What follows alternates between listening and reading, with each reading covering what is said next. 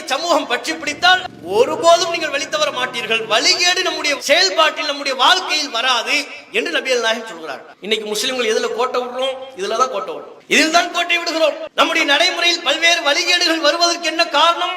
இந்த குர்ஆனை விட்டதினால். முஸ்லிம்களிடம் உள்ள குர்ஆனிய தொடர்பு என்ன? குர்ஆன்னா முஸ்லிம்கள் எப்படி பார்க்கறாங்க? அது ஒரு புனித பொருள்னு பார்க்கறாங்க. தொட்டு முத்தம் கொடுக்கிறார்.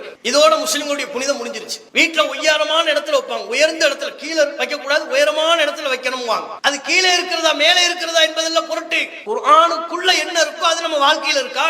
நம்ம வீட்டுக்குள்ள குர்ஆன் எந்த அலமாரியில இருக்கு அது விஷயம் இல்லைங்க. பீரோலுக்குள்ள இருக்கா, ஷெல்ஃபுக்கு மேல இருக்கா, தங்க உரையில இருக்கா, பலகையில இருக்கா, தரையில இருக்கா, அது விஷயம் இல்ல. குர்ஆனுக்குள்ள என்ன இருக்கோ அது நம்ம வாழ்க்கையில இருக்கா? குர்ஆன்ல என்ன இருக்கு? ரசூலுல்லாஹ் தான் முன்மாதிரி, ரசூலுல்லாஹ்வை ஃபாலோ பண்ணணும், அது குர்ஆன்ல இருக்கு. லக்கத் கான லக்கும் ஃபீ ரசூலில்லாஹி உஸ்வத்துன் ஹஸனா, அல்லாஹ்வின் தூதரிடத்தில் உங்களுக்கு அழகிய முன்மாதிரி இருக்கிறது. நீங்க மறுமையை நம்புனீங்கன்னா ரசூலுல்லாஹ்வை ஃபாலோ பண்ணுங்க. நபிகள் நாயகம் உங்களுக்கு என்ன சொல்கிறார்களோ அதை பின்பற்றுங்கள். நபிகள் நாயகத்தை உயிரை விட மேலா நேசிங்க. இதான நமக்கு குர்ஆன் சொல்லி தருது.